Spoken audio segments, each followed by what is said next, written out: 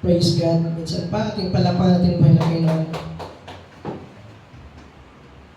Hallelujah. Ating buksan ang salita ng buhay sa aklat ng Joshua, chapter 1. Hallelujah. Handa na ba kayo makinig ang salita ng buhay? Hallelujah. Joshua chapter 1. Verse 1. So, basahin mo natin chapter 1, verse 1 hanggang 3.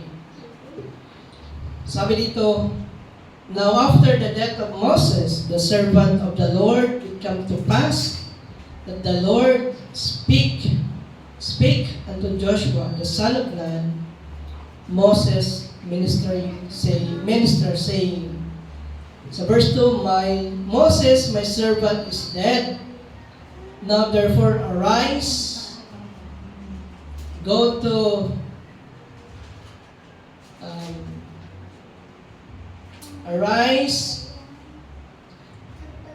over this Jordan, thou and his people, unto the land which I do give them, even the children of Israel. Every place, verse 3, every place that the sole of your foot shall tread upon, that have I given unto you, as I said unto Moses. Now sa chapter 2 tayo mga kapatid, sabi dito, And Joshua the son of Nun sent out Shittim 2 men to spy secretly, saying, Go, view the land, even the Jericho. And they went and came into the harlot's house named Rahab and lodged there. Tayo'y manatiling, tayo'y manalangin mga kapatid, pang manatiling nakatayo. Hallelujah. Tayo manalangin, Panginoon, minsan pa, O God, sa umaga na to ay aming kang itinataas, aming kang pinapasalamatan. Salamat, Lord, sa kabutihan sa amin. Minsan pa, O God, pagbigay ka ng mga salita, samahan mo kami, Lord, buksan mo ang iyong salita, Lord, sa aming kalagitnaan. Be the interpreter, be the inspirer, Panginoon, sa gawain na ito, Lord. Sa iyo namin pinagkatiwalang gawain ito, Lord, sa iyo namin pinapaubaya, sa tanging pangalan ng aming Panginoon sa Kristo. Lahat magsabi, Amen and Amen po ng Panginoon. Hallelujah. So, sa mapagpalang muli sa umaga na to, pari ba natin palapatin ba yung Panginoon? Hallelujah. Praise God, praise the Panginoon. Hallelujah. Ito ay tinalakay na natin yung nakaraang Wednesday service sa bahay. But nais ko rin i-expand ang mga salita na yung mga kapatid sa pangadyon na short prayer lang patungkol sa Wall of Jericho. Yet sa umaga na to ay ating pag-usapan ang bagamat again ay atin na itong nabahagi ay nais ko pa rin daanan ulit at aking pamagatan ang ating paksa bilang ang pamagat nito ay The Faith of Rahab. Rahab sa English. Hallelujah. So, sa Joshua mga kapatid, sa Joshua 1, sasamahan niyo sa Joshua 1, ito yung time na Moses was dead. Hallelujah. Ito yung time na namatay na si Moses at during that time ay alam natin na sa ministry ni Moses ay naging katuwang ni Moses si Joshua at saka si Caleb. But then dito sa aklat ng Joshua ay pinakita dito na itinayo ng Diyos si Joshua mga kapatid after the death of Moses.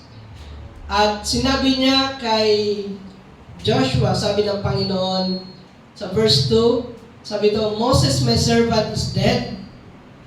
Now, therefore, arise. Tumayo ka.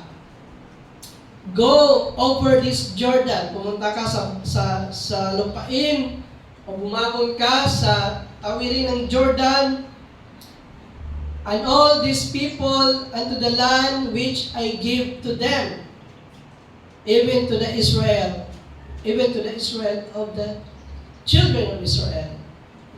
Sabi ng Panginoon, tawirin mo ang Jordan na ito at ang lahat ng bayan ito sa lupang ibinigay ko sa kanila sa bayan ng Israel. At sa verse 3, mga kapatid, sabi ng Panginoon, ibinigay ko sa iyo ang bawat lugar na lalakaran ng talampakan ng iyong paa. Sa English, every place that the sole of your foot shall tread upon, that I have given unto you, as I said unto Moses. So sabi ng Panginoon, lahat ng iyong apakan, lahat ng lugar na iyong dadaanan, ay ibibigay ng Panginoon. So that's the, yan lang yung kukunin ko sa chapter 1 ng Joshua. Pagdating sa chapter 2, laktaw tayo, ay describe sa scripture na Joshua, the son of Nun, sa verse 1, sabi nila, Joshua, the son of Nun, sent out Shittim 2 men to spy secretly. Nagpadala si Joshua ng 2 spy. Saan? Sabi dito, go, sa kadugtong na talata, go view the land, even Jericho. So nagpadala si Joshua sa lupain ng Jericho upang magbanman. At nang dumating ang 2 spy na ito, mga kapatid, sila ay tumira o nakituloy sa bahay ng isang harlot house na kung pangalan ay Rahab. At sa house na yun, mga kapatid, sa bahay na yun, ay doon nakipagkubli ang 2 spy. Okay. So, dito sa talata na ito, mga kapatid, sa Joshua chapter 2 verse 1, ay nabanggit dito ang salitang harlots. So, harlot house named Rahab. So, ang salitang, ating tingnan ang salitang harlots, mga kapatid.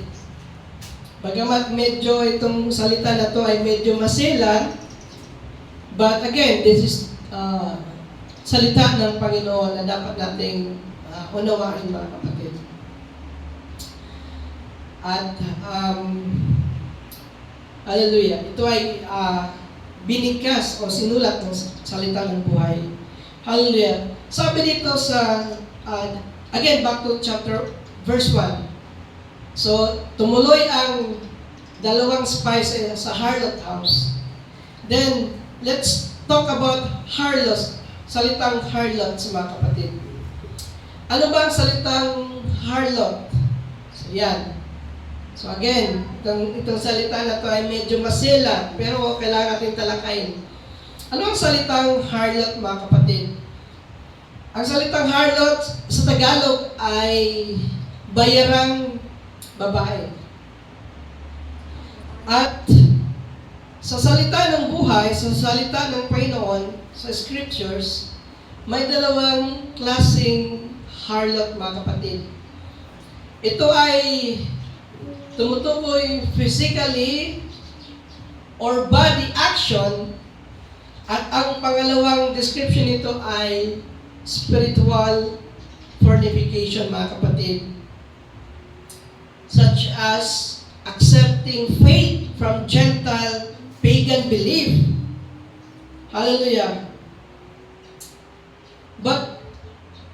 Pero tingnan natin, mga kapatid, ang salita na to in biblical way about or the thoughts about the word harlot, mga kapatid. Hallelujah. Sa Bible Dictionary, mga kapatid, praise God. Sa Bible Dictionary, ang salitang harlot ay nangulugan ay to commit fornications. At describe ito as describe din ito sa kaganapan sa kagaya ng pag-practice sa pagsamba sa Diyos-Diyosan. So that is harlot. Mababasa natin yan sa Isaiah, yung basahin ng salita ng buhay. Sa Isaiah 1,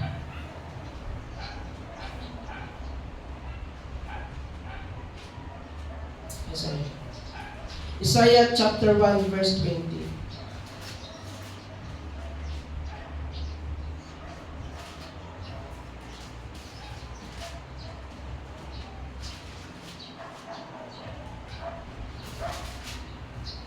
Sabi dito,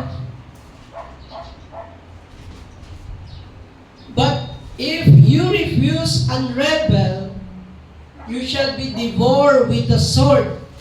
For the mouth of the Lord hath spoken. Sa 21, how is faithful city become a harlot? Tingnan niyo mga kapatid.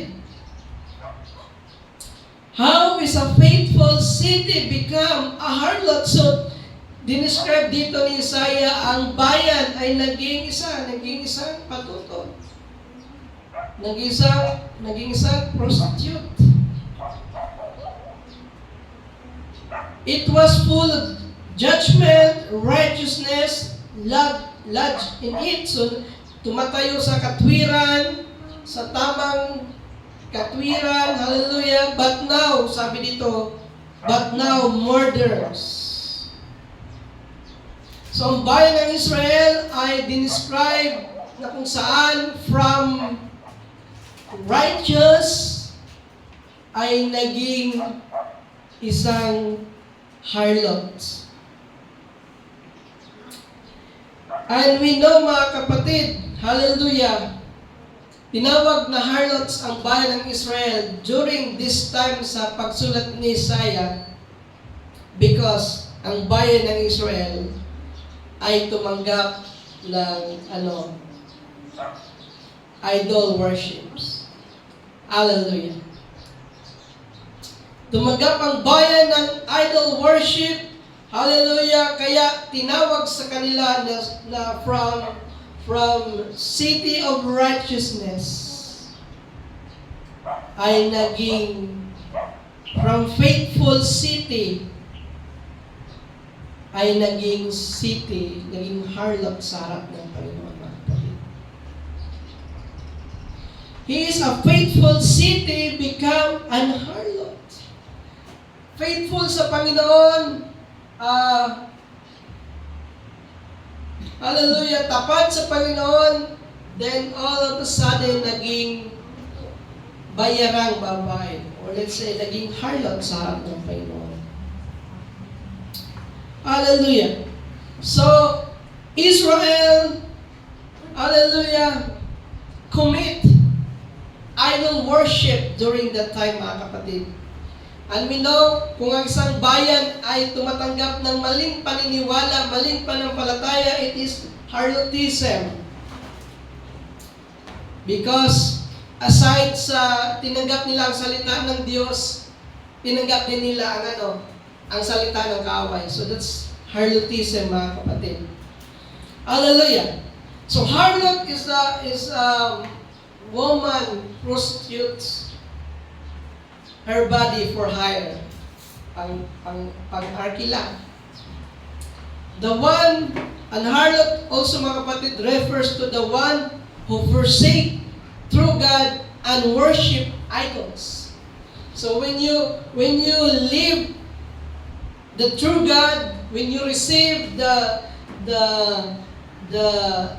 true Word of God, and you worship idols, and you worship a false faith, mga kapatid, Hallelujah, you are like an harlot sa harap ng Panginoon, mga kapatid. Hallelujah. In our times, mga kapatid, hallelujah, harlot may also define, hallelujah, accepting false teaching. Amen ba? Hallelujah. Tumatanggap ang isang iglesia na tumatanggap ng maling pananampalataya, maling paniniwala, at yet, he confessed that this iglesia ay tumatanggap sa salita ng Diyos, sa salita ng buhay na mula kay Kristo. They confess na si Kristo ang kanilang binabahagi, but then they accept the false teachings, hallelujah, bring worldly activity inside the church, and also adopting what is new trend, worldly, hallelujah, by the believer. Hallelujah, these actions is the spirit of harlotism, mga kapatid. Amen ba? So that's the spirit of harlotism. Hallelujah, na kung saan ang iglesia ay hindi lang kay Kristo ang salita ang tinatanggap at pinapangaral, maging man ang salita ng kaaway o ang maling pananampalataya ay kanilang ini-embrace, mga kapatid. Kanilang tinatanggap. So that's the spirit of harlotism. Hallelujah. Alam niyo, mga kapatid, may nakita akong isang iglesia na kung saan ang mga kabataan ay nasa kanilang gate at may inaawit sila o may sinasayaw sila na trend sa ating panahon, mga kapatid, di ba? Nauso ngayon ang TikTok at may mga trend sa eskwelahan, mga estudyante, mga teacher, at it's sad to say, mga kapatid, yung trend na yon ay ipinasok nila sa loob ng iglesia. Ipinasok nila sa loob ng simbahan at maging man sa oras ng gawain, mga kapatid, sa oras ng service, hallelujah, ang trend na to, ang spirito na to, mga kapatid, na worldly spirit, ay pinapractice ng ibang iglesia, mga kapatid. Hallelujah! And sad to say, mga kapatid, hallelujah, naki-embrace sila, hallelujah, sa mga maruruming bagay na yan, hallelujah, while they believing, while they proclaiming that they are Christians. So that's the spirit of harlotism, mga kapatid. Hallelujah. That's the spirit of harlots, hallelujah, na kung saan ay nakipagtipan ka, nakipag-fornicate ka sa mga bagay na nasa sanlibutan ng mga kapatid. Hallelujah! Hallelujah! They believe that they believe our Savior Jesus Christ. They proclaim that they are saved and they are sincerely serving God. Hallelujah. But in the eyes of God, mga kapatid, the spirit of this harlotism na ito, mga kapatid, is no place in Him, sa Panginoon, mga kapatid. Sa harap ng Panginoon, sa kanyang mga mata, hallelujah, itong spirito na to na pakikipagkaisa sa worldly activity na to, mga kapatid, hallelujah, sa gawa ng kaaway, ay sa harap ng Diyos, hallelujah, ay hindi ito makakatayo, mga kapatid. Hallelujah.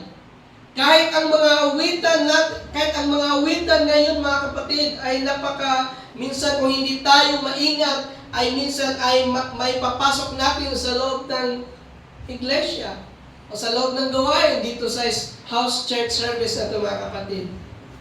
Kung hindi tayo maging maingat sa awitan, sa pagpili, sa tamang pag-discern sa mga lyrics, may chances mga kapatid na pwede nating maiawit sa loob ng house church na ito mga kapatid, ang mga awit na makamundo. Amen ba? Tingnan niyo ang mga great na mga malalaking simbahan na ang kanilang frontline ay ang pag-awit mga kapatid. Observe the lyrics. Observe the way siya itugtog mga kapatid. Mapapansin mo na ito ay hindi na sa Panginoon mga kapatid. Ito ay worldly na. Amen ba mga kapatid? Alisin niyo ang mga lyrics sa awitan. Minsan, ganito. Alisin niyo ang mga lyrics sa awitan mga kapatid. Kung mapapakinggan nyo, parang disco na. Tingnan mo ang setup ng kanilang gawain, madilim. Parang kung hindi ka talaga discernment para ng disco, para ng club mga kapatid. Yet, they believe that they worship Christ. They are serving the true God. Hallelujah. But again mga kapatid, this kind of service ay, hallelujah, ito ay sa harap ng Diyos ay hindi ito makakatayo. In the eyes of God. Hallelujah. Hallelujah. Dahil sa karya ng Diyos, ang lahat ng pag-aawitan, at kahit man sa ating presenting panahon na naglilingkod sa Panginoon, ang lahat ng pag-aawitan, paglilingkod, ay dapat malinis sa harap ng Panginoon. Amen ba? Kung titingnan nga natin mga kapatid sa panahon dito sa Joshua, actually, sa chapter 6, ayoko na lang basahin mga kapatid. Nung si Joshua ay humarap sa ating Panginoon, at si Joshua ay nagdala ng, kumbaga siya ay praise God. Si Joshua ay apak sa presensya ng Panginoon na nakachinelas mga kapatid. Yan sabi ng, anong sabi ng Panginoon? Anong sabi ng anghel mga kapatid? Ubarin mo ang iyong chinelas. Hallelujah! Ubarin mo sapagkat hindi ito hindi yan ay marumi sa harap ng Diyos. At nangyari mga kapatid, hinalis ni Joshua at siya ay yumapa sa harap ng Panginoon.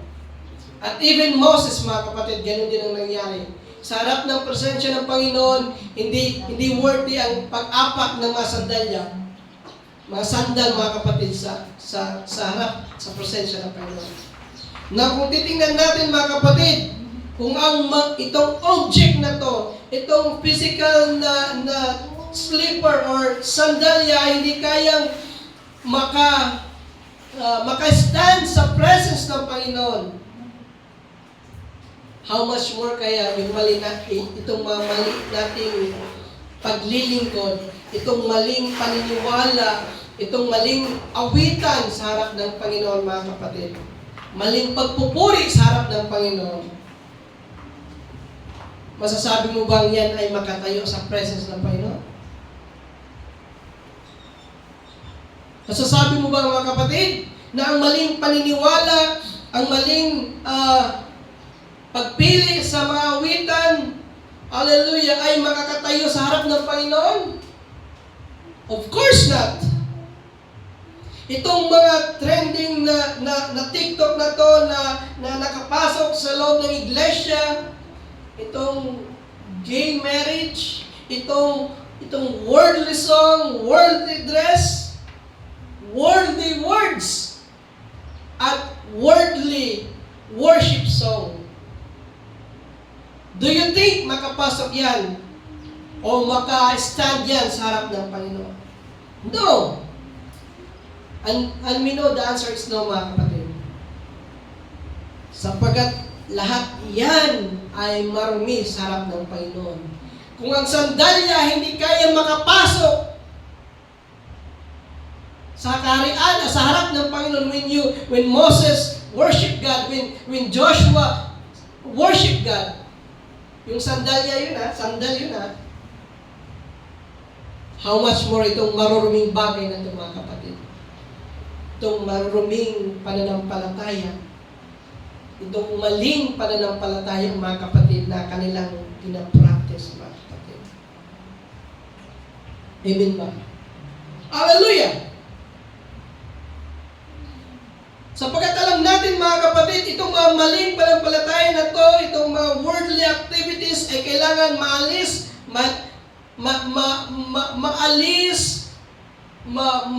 maging malinis sa harap ng Diyos, sapagkat alam natin na ang tunay na iglesia ay hinugasan na ng banal na dugo ng Panginoon. Hallelujah! At kung hinugasan ka na ng banal na dugo, hallelujah, kailangan mong lumakad ayon sa kalinisan na ibinigay ng Panginoon. Amen ba, mga kapatid? Hallelujah! Itong house church na itong, mga kapatid, hallelujah, tayo sumasampalataya na tayo ay hinugasan na ng banal na dugo ng Panginoon. Then, hallelujah, by the grace of God, hallelujah, we should stand, hallelujah, according to the Word of God, mga kapatid. Hallelujah. We should walk, hallelujah, as children of God. Hindi dapat natin i-compromise ang salita ng Diyos. Hindi dapat natin i-compromise ang gawain ng Diyos para lang sa mga, hallelujah, sa mga worldly activities. At kahit man sa pag-akay sa Panginoon, hindi dapat natin babaan ang standard. Hallelujah, sa paglilingkod sa Panginoon. Hallelujah. Amen ba, mga kapatid? Hindi natin babaan, hallelujah, in the sense na pwede natin i-allow ang mga marunong bagay para dumami tayo. Para makapag-akay tayo, kailangan din natin maging worldly sa mga activity. No, hindi gano'n ang kalooban ng Diyos. Bilang nilinis ng Diyos, bilang hinugasan ng kanyang banal na dugo, we should not compromise the Word of God. Hallelujah! Hallelujah! Sapagkat alam natin, mga kapatid, itong earthly o worldly activities, itong mga bagay na ito, mga kapatid, sa likod niyan ay hindi ang Panginoon, kundi sa likod niyan ay ang kaaway ng ating Panginoon, mga kapatid. Hallelujah!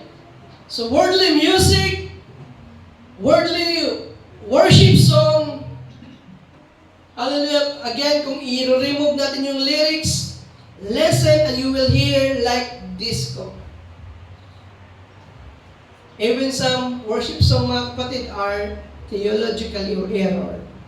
So kahit ang mga lyrics ng mga awitang pagpupuri ay may mga error. Kaya that's why we must be aware, mga kapatid. Sapagkat kung hindi tayo maging aware, kung hindi tayo pagbantay, para na rin tayo, kung ito ay napasok sa iglesia, sa house church service ito, mga kapatid, ay we're just like fornicating the things na marurumi. Para tayong nagipagtampisaw sa maruruming bagay, mga kapatid. And that's the spirit of harlotism. Amen ba? So that's harlotism, mga kapatid. Para kang nakikipagtampisaw sa lahat ng bagay, sa spiritual na pagtuturo, sa spiritual dimension. Kaya yun yung tawag sa spiritual, mga kapatid, na nakikipag-ugnayan sa maling paniniwala. That's the spirit of harlotism. So, hallelujah. We must aware these filthy things, mga kapatid. Hallelujah. Now, balik tayo sa ating teksto. So, Joshua chapter 2. So,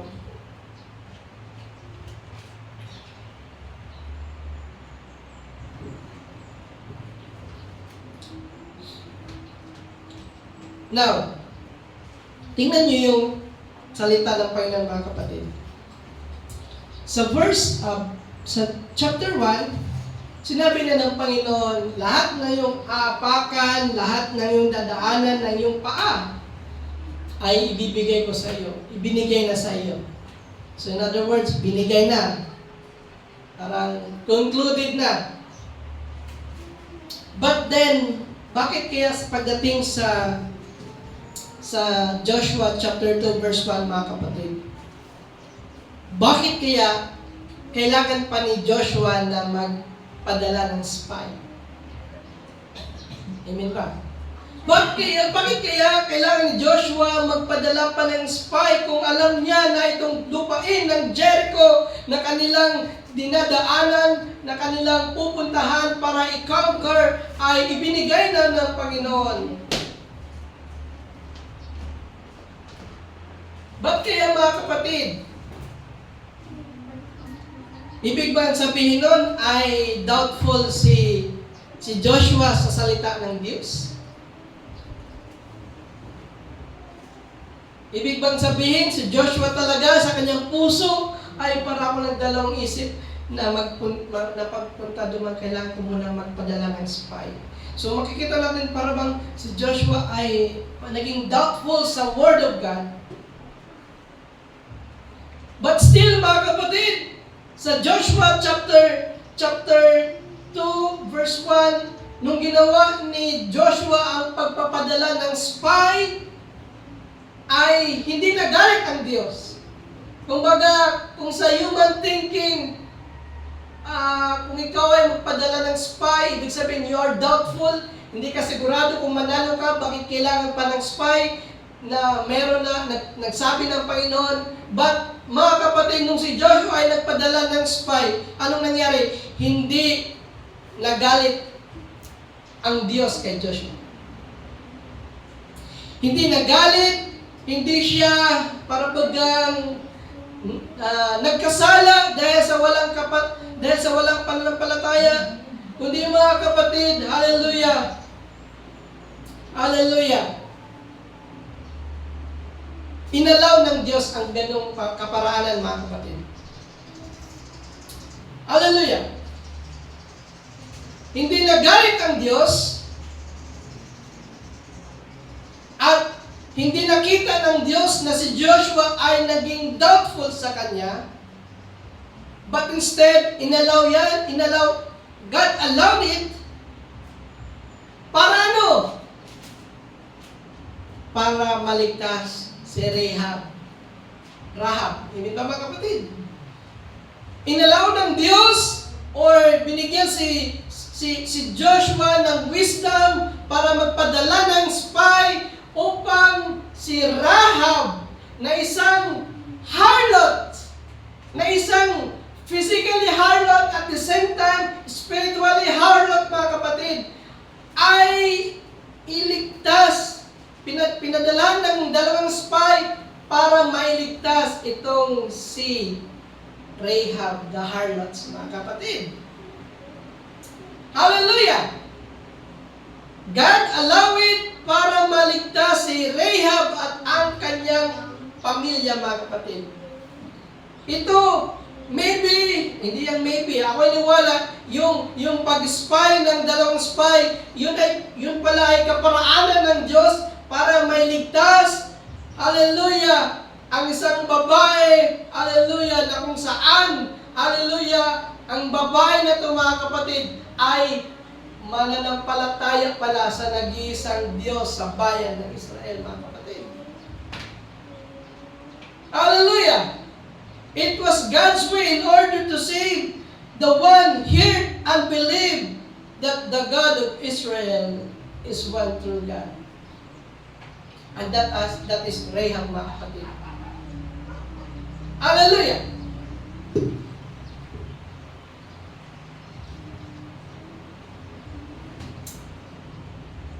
Now, tingnan niyo, mga kapatid.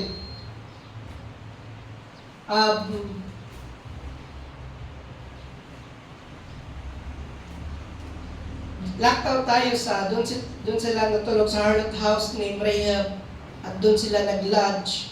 Now, tingnan niyo mga kapatid, laktaw tayo sa verse 9.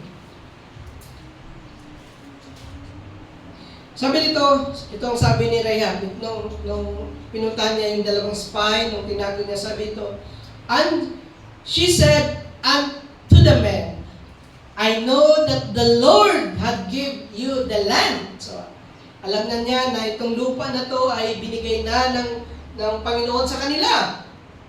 And that your terror is fallen upon us. Ibig sabihin sila ay natakot, mga kapatid. Hallelujah. And all the inhabitants of the land faint because of you. Ibig sabihin, lahat ng mga tao na nasa loob ng Jericho ay nanghina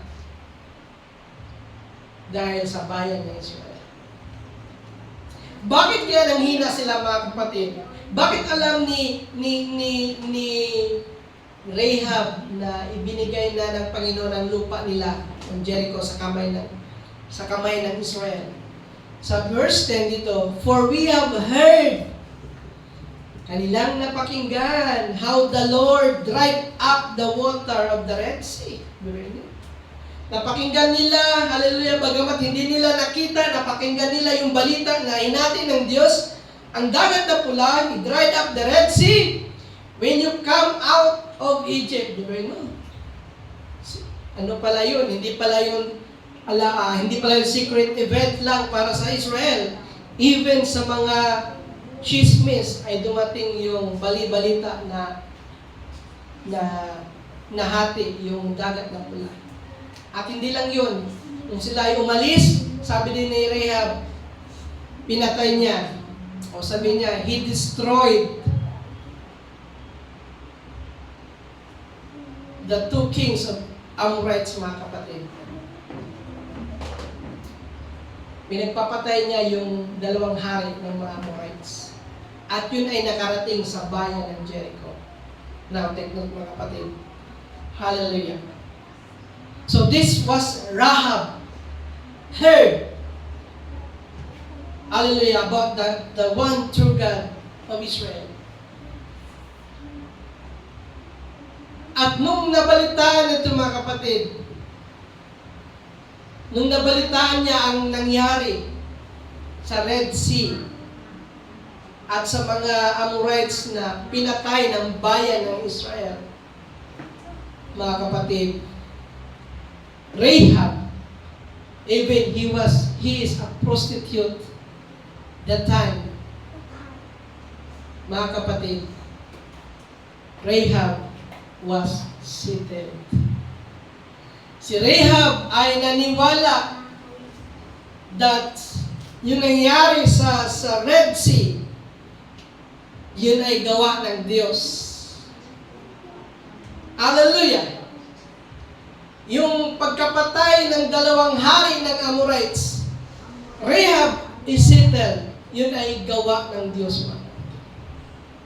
At ang gawa na yun ay hindi kayang gawin ng kanilang Diyos sa bayan ng Jericho, mga kapatid. Amen ba, mga kapatid? Hindi kayang gawin sa Diyos-Diyosan sa bayan ng Jericho. Only nagawa lang sa Diyos sa bayan ng Israel, mga kapatid. And that's why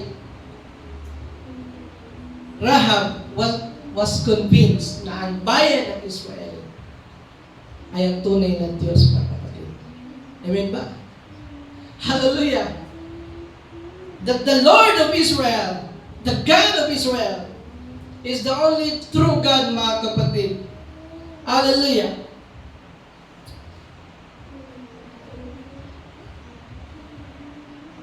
Now, ang tanong, ano kayang relevant nito sa ating huling panahon?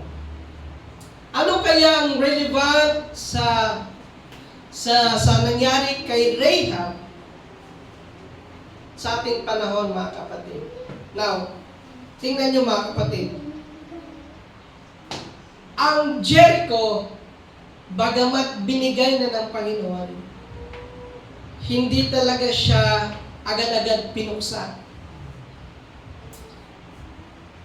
nagpadala pa ang Panginoon ng dalawang spy. Let's say, although it's sabi ni Joshua na magpadala siya ng dalawang spy, pero I do believe it is the work of God na magpadala ng dalawang spy.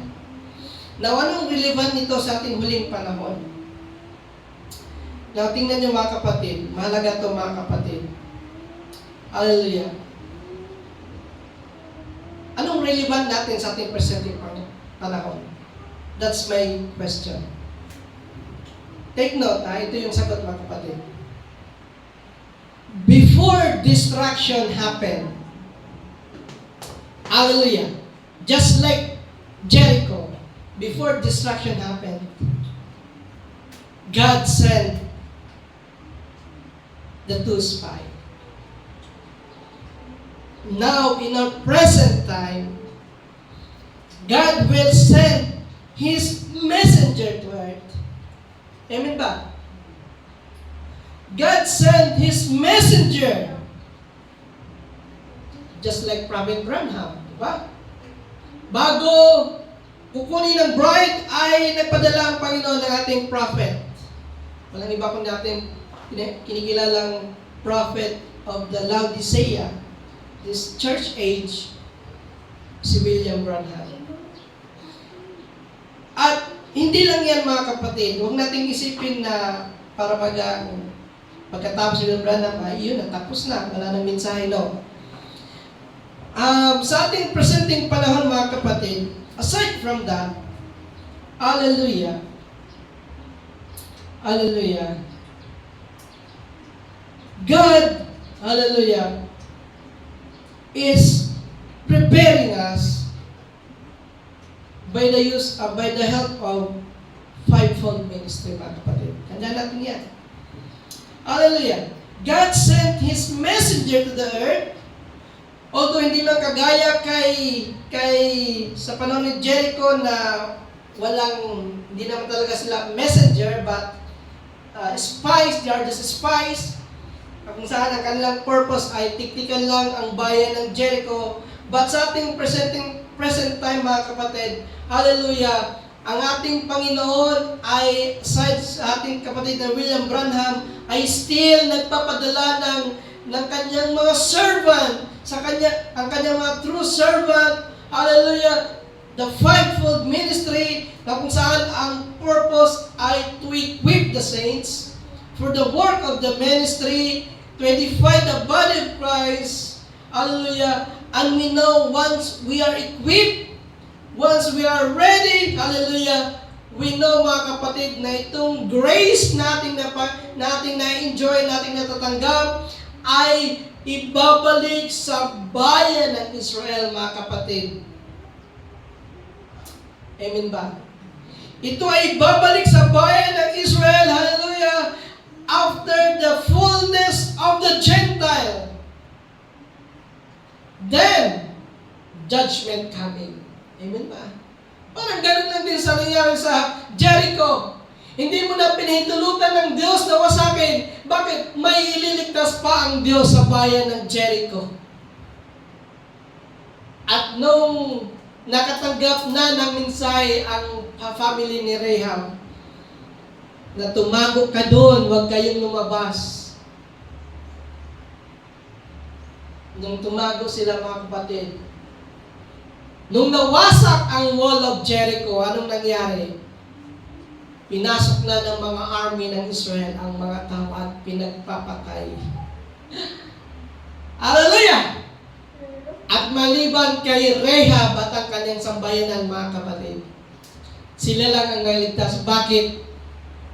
Sapagkat ako'y niwala, it is God's way na tulungan nila yung dalawang spies. At it is God's way na iligtas si Rahab, sapagkat si Rahab din mga kapatid ay hindi lang siya, hallelujah, hindi lang siya hindi lang siya taga Jericho, kundi ako'y niwala na convert siya sa salita ng Panginoon. Amen ba mga kapatid? Hallelujah! Nung narinig niya ang salita mga kapatid, Nung nangyari yon, nung narinig niya yun, nung nangyari sa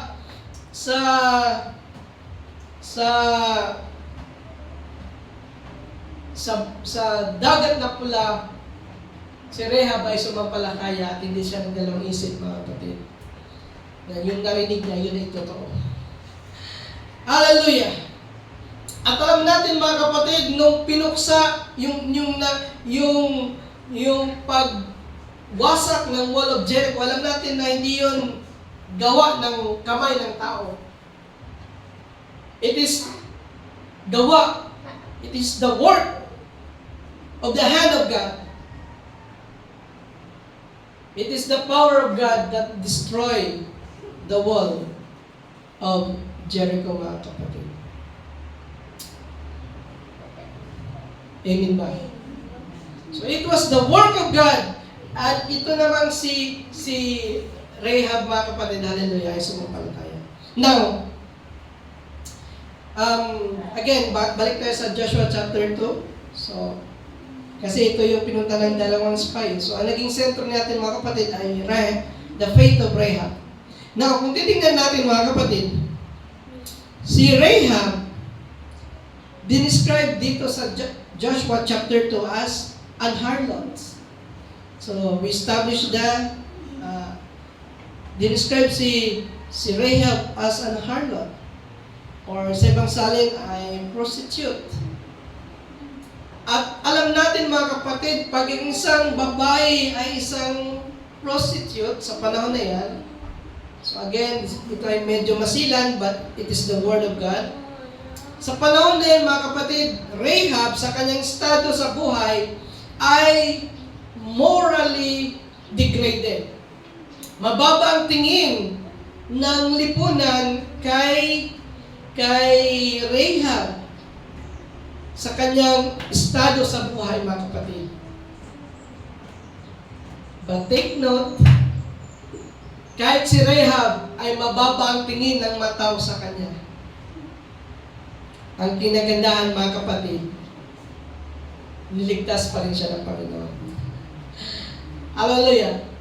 Rahab was saved, mga kapatid. Hallelujah! Hindi dahil siya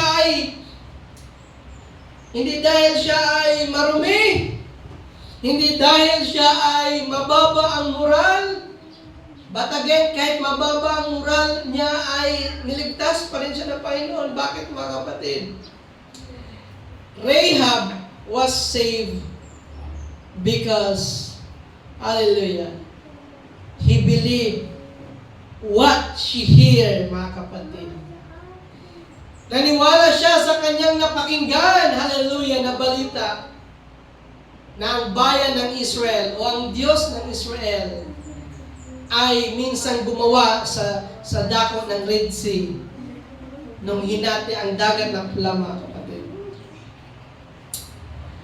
At nung napakinggan ni Rahab ang mga nangyari na yun, mga kapatid, anong sabi ng salita ng buhay?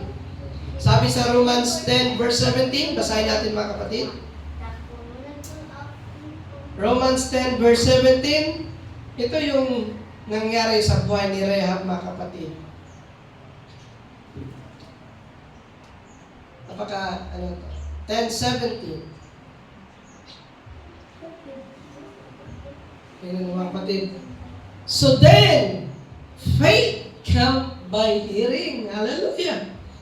Faith come by hearing, and hearing by the word of God, mga kapatid. Hallelujah! Bagamat hindi man nakatanggap si Rahab ng direktang mangangaral sa kanilang lugar, but still, when he hear the God of Israel, naitanim sa kanyang pananampalataya, mga kapatid, kay Rahab. Naitanim sa kanya ang paniniwala sa salita at sa tunay na Panginoon, mga kapatid. Hallelujah! Faith comes by hearing, and hearing by the word of God, mga kapatid. Hallelujah! Yung tunay na salita, yung tunay na Diyos ay kanyang napakinggan, mga kapatid. Hallelujah! It's not the false God na kanyang napakinggan. It's not the false faith na kanyang itinanggap, mga kapatid, kundi it is the one true God. Hallelujah! na kanyang sinampalatayanan. Hallelujah. At dahil doon siya ay naligtas, mga kapatid. Bagamat ang Jericho ay ibang pananampalataya, they are idol worship, they are pagan worship, but still, mga kapatid, when you hear the word of God, when you hear the works of God of Israel, siya ay niwala na itong Diyos na ito ay tunay na Diyos, mga kapatid.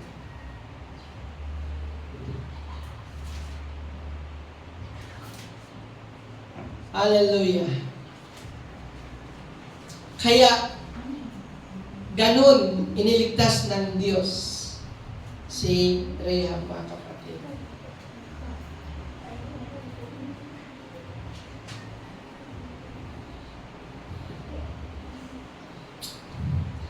And then, nung dumating na ang dalawang spies, tingnan niyo mga kapatid, sa Joshua 6. Sa Joshua 6, balik na sa Joshua 6.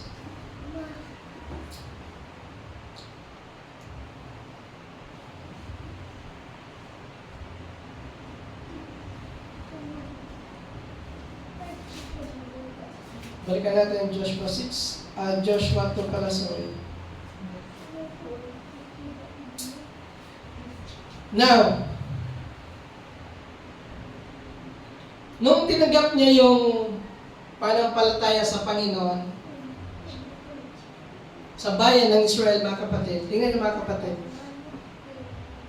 when Rahab have faith with the going through God of Israel, para na rin nakipag-fornicated, o nakipaghalubilo, nakipagtampisaw si Rahab sa aral ng tunay ng Panginoon, mga kapatid. Tingnan nyo. Nung siya ay parang nakipagtipan na rin, mga kapatid, she accept the teaching, mga kapatid, of believing one true God. Nung siya ay nag-accept nito, mga kapatid, nung siya ay sumampalataya, Rahab was in the state of spiritual harlot. So, again, isang salitang harlot, hindi lang ito tumutok sa maling paniniwala. Kahit man sa tunay na paniniwala, nung si Rahab bagamat si Rahab ay isa pang Jericho residents, at ako niwala, mayroon pa rin siyang mga panampalataya sa idol worship, but still, nakipagtipan siya, nakipag-fornicate siya sa salita, sa spiritual na teaching ng tunay na Panginoon. Tingnan mga kapatid. Believing one true God, tingnan mga kapatid. But, bagamat siya ay tipan, mga kapatid, tumanggap, tingnan mga kapatid.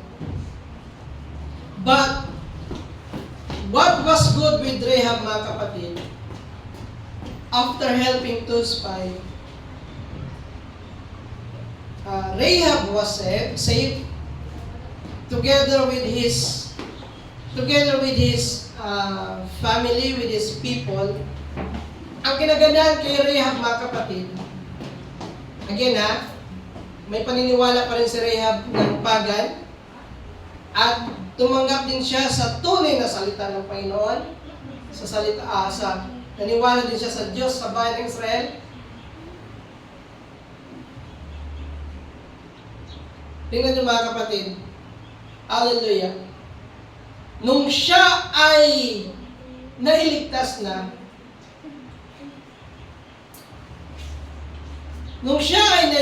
mga kapatid, at nawasak ang bayan ng Jericho. Tingnan nyo.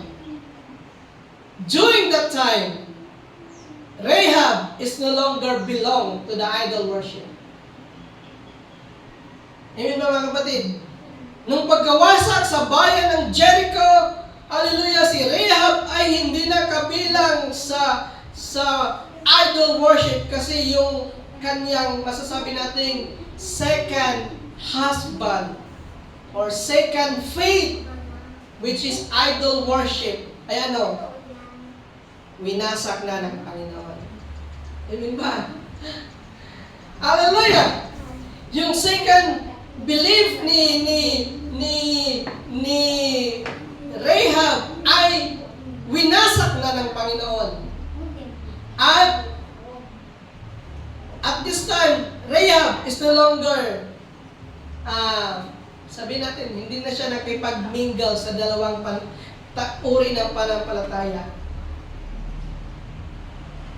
But, mga kapatid, yung isa na lang yung nanatili sa kanya. At yun yung pananampalataya sa tunay na salita ng Diyos. Kasama ang bayan ng Israel. Amen ba mga kapatid? Nung pinuksa ng Diyos ang Jericho, nawala na rin yung pa-idol worship doon. At the same time, si Rahab ay umanid na sa bayan ng Israel. Hallelujah! Hallelujah!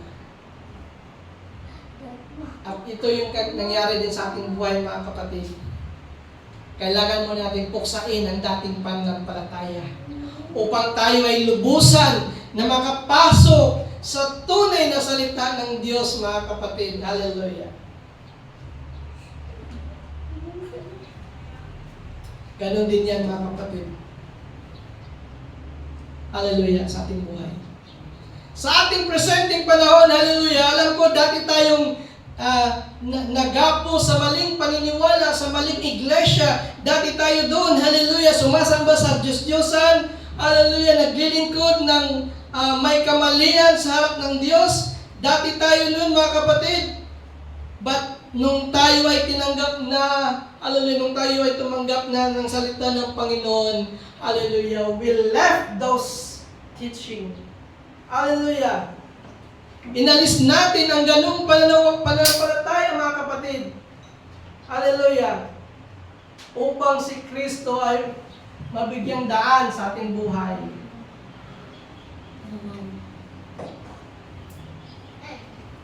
Hallelujah. Umalis tayo sa ganung pananampalataya upang si Kristo ay maging daan sa ating buhay mga kapatid. Kaya sa tunay na iglesia mga kapatid, there is no spirit of harlotism mga kapatid. Amen ba? Galing na tayo sa maling paniniwala, maling pagsamba, maling paglilingkod sa Panginoon. Hallelujah. At wala na tayo sa espiritu ng harlotism.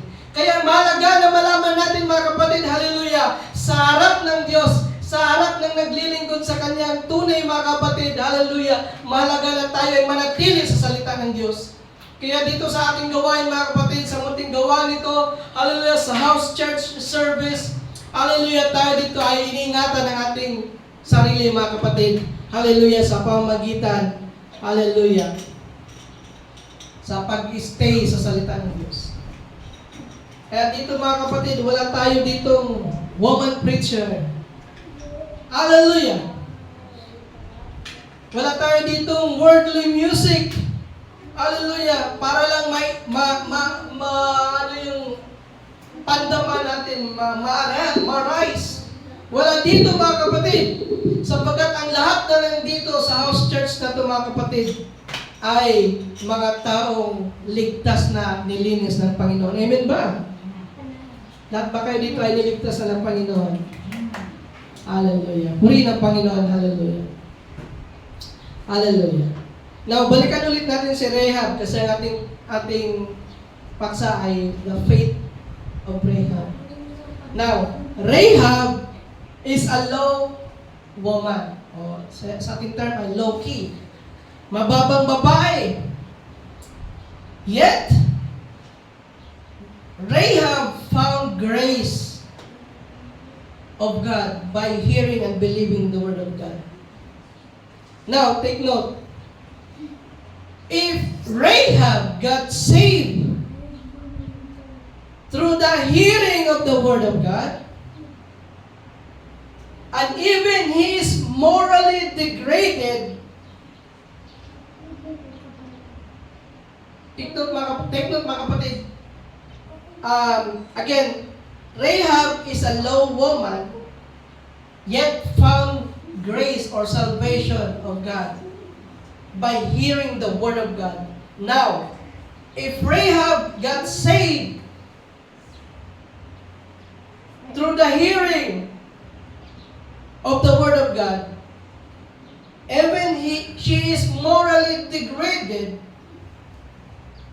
means, mga kapatid, salvation is to all mankind, mga kapatid. And this salvation, mga kapatid, has no boundaries and no gap. So, ibig sabihin, kahit ikaw ay mahirap o mayaman, may karamdaman man o wala, ang kaligtasan ay walang pinipili, mga kapatid.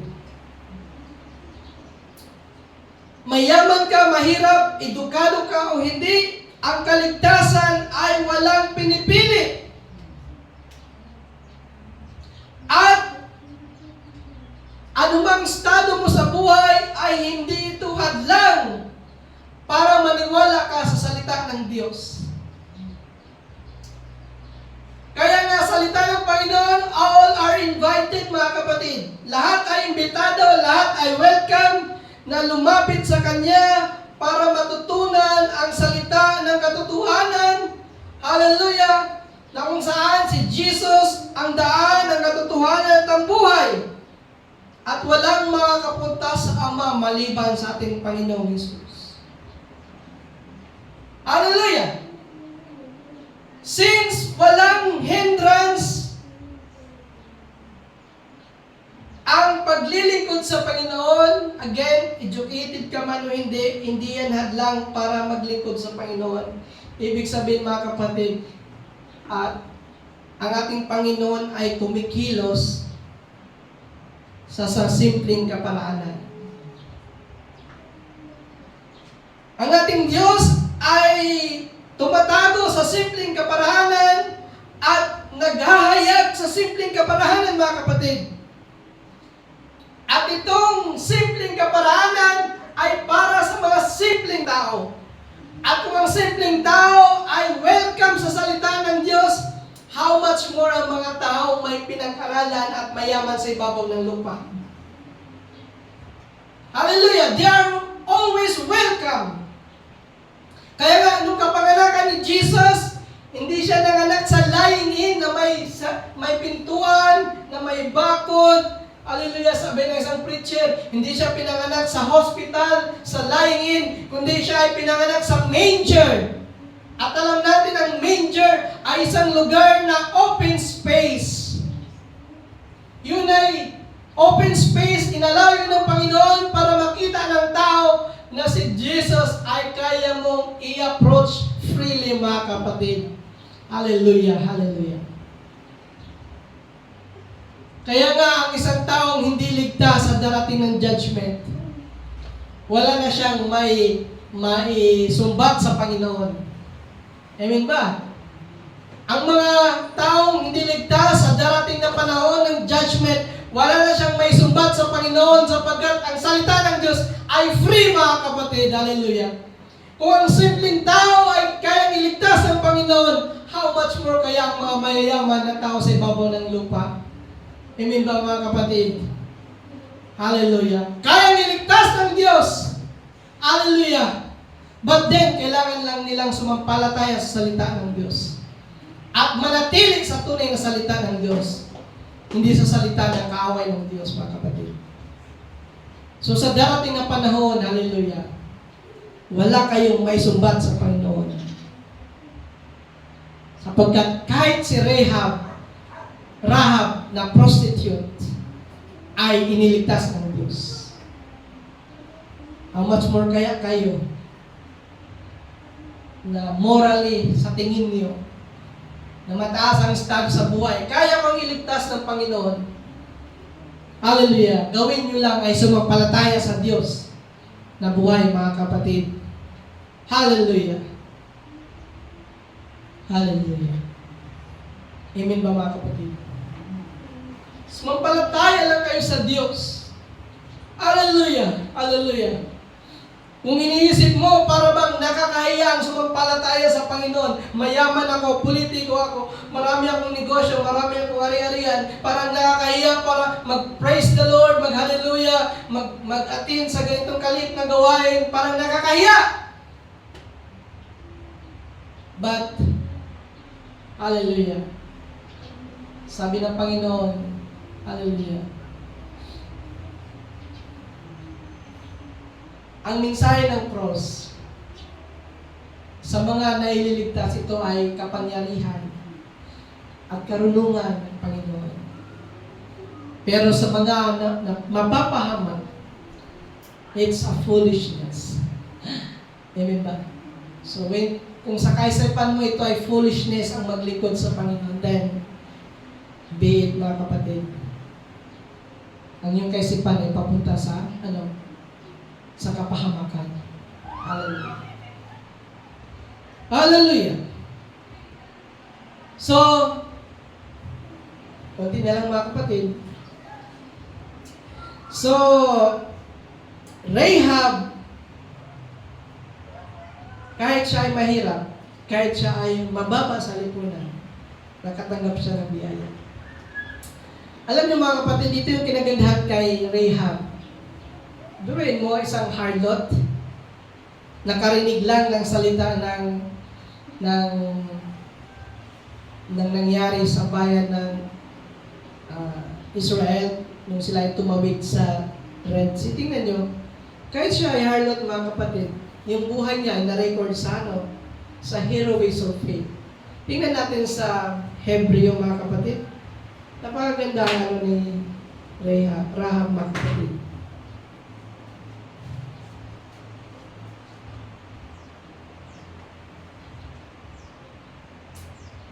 Si Rahab.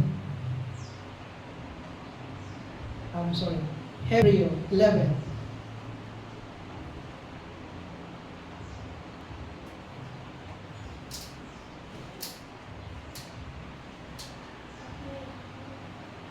Ito yung, tingnan nyo mga kapatid, by faith, first one, now the faith is the substance of the things hoped for, the evidence of the things not seen. Okay. Tingnan nyo sa 11, sa dulo ng ni Paul. Napakaganda mga kapatid. Dito sa 31, 11:31. Tingnan nyo, ha? Okay, basta mo sa verse 30. Sabi ko, by faith, the wall of Jericho fell down. So it's not by works, by faith. After they were compassed about 7 days. Now, sa 31, napakaganda. By faith, the harlot Rahab.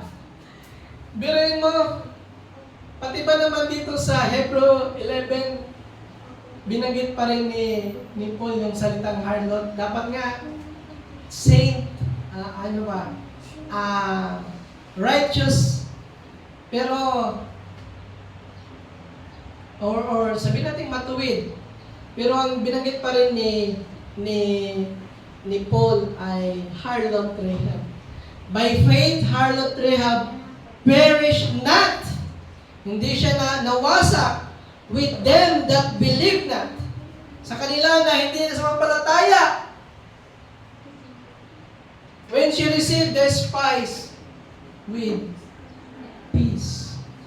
Nung kinanong niya yung dalawang spy,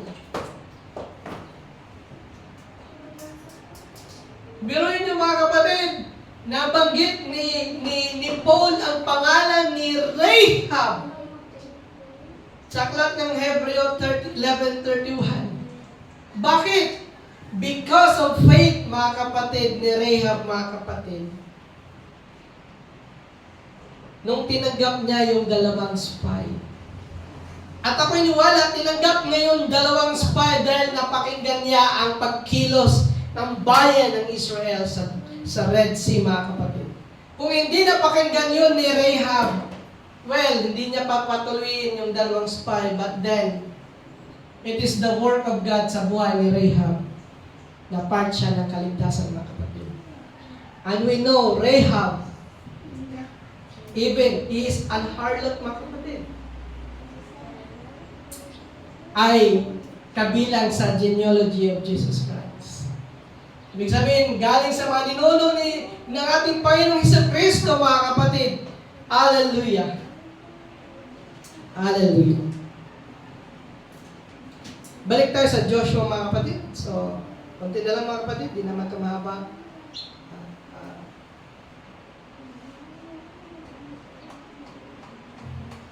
Chapter 2. Chapter 2 tayo.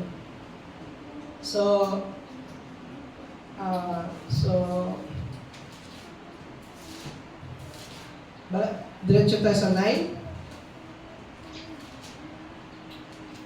Sabi dito, and she said unto the men, so ito yung time na nagsalita si Rahab, I know that the Lord had given you this land. So, may unawa na si Rahab niyan. Kasi kung sila ay lumabas ng Egypt, ibig sabihin, ay hindi naman sila pupunta sa lugar na walang lupa. So, may titirahan sila. I know that the Lord had given you this land, that your terror is fallen upon us, that all the inhabitants of the land faint because of you. 10. For we have heard how the Lord dried up the water of the Red Sea. So, nakita nila kung paano pinatuyo ng Diyos ang dagat na pula. For you, para sa kanila, when you come out of Egypt, and what you did unto the 2 kings of the Amorites that were on the side of Jordan, Shihon and Og, whom you utterly destroyed. So, binasak ng bayan ng Israel ang dalawang hari na to, ng Amorites. So, 11, as soon as we heard these things, so nung narinig ng bayan ng Jericho itong bagay, our heart knelt. So, ibig sabihin, napanghinaan sila. Nawala na silang kakayanang lumaban or paghanda ng bayan ng Israel. Neither did there remain any more courage in any man's.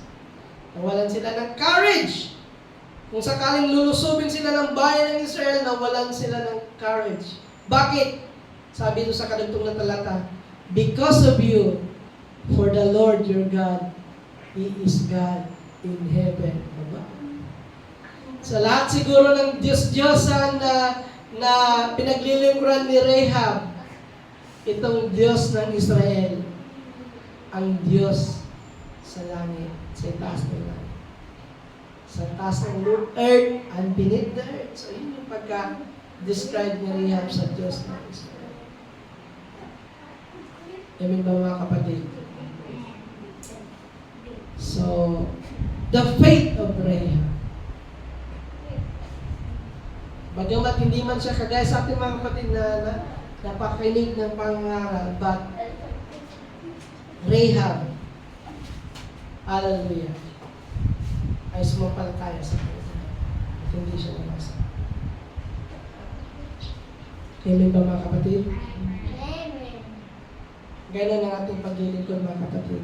Amen. Bagamat may ibang-ibang may saring-saring iglesia, may sari-saring paglilingkod. But still, tingnan natin ang tunay na paglilingkod, mga kapatid. Kasi yan yung magmamatter sa ating buhay. At kung si Rahab ay niligtas, mga kapatid, how much more tayo, ililigtas tayo ng Panginoon.